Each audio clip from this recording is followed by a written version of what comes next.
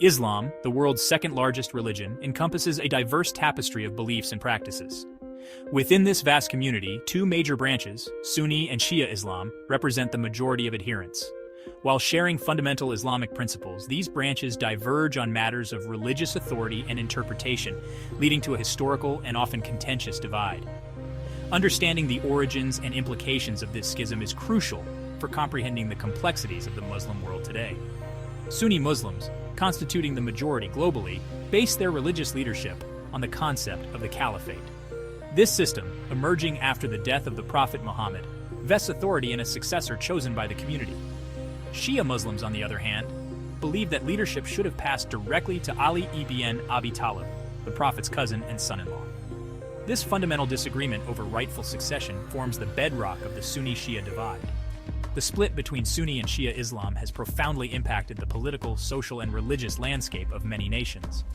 From the early centuries of Islamic history to the present day, this division has fueled conflicts, shaped alliances, and influenced the development of distinct religious institutions and practices. Examining the historical roots and theological underpinnings of this schism is essential for navigating the nuances of the Muslim world and promoting greater interfaith understanding. The seeds of the Sunni-Shia split were sown in the immediate aftermath of the Prophet Muhammad's death in 632 CE. With no designated successor, the early Muslim community faced a critical question: who would lead them in matters of faith and governance? This question ignited a debate that would forever alter the course of Islamic history. One group, which would later become known as the Sunnis, advocated for a system of leadership based on consensus and community selection. They believed that the most qualified individual from among the Prophet's companions should assume the mantle of leadership. This group emphasized the importance of collective decision-making and saw the Prophet's example as a model for community-based governance. The other group, which would become the Shia, firmly believed that the Prophet Muhammad had designated his cousin and son-in-law, Ali ibn Abi Talib, as his rightful successor. They argued that Ali, through his close familial ties to the Prophet and his unwavering devotion to Islam, possessed the spiritual and political legitimacy to lead the Muslim community. This fundamental disagreement over succession created a deep rift within the early Muslim community. While Abu Bakr, a close companion of the Prophet, was chosen as the first caliph by a council of elders, Ali's supporters maintained that he was the rightful heir. This initial division set the stage for further conflict and laid the groundwork for the emergence of distinct Sunni and Shia identities. The Battle of Karbala, a pivotal event in Islamic history, solidified the Sunni-Shia split and etched a deep sense of grievance and martyrdom into Shia consciousness. This tragic confrontation, occurring in 680 CE, pitted the forces of Yazid I, the Umayyad Caliph, against a small band of followers loyal to Hussein ibn Ali, the grandson of the Prophet Muhammad. Hussein, revered by Shia Muslims as the rightful heir to the Prophet's legacy, challenged Yazid's legitimacy and refused to pledge allegiance to his rule.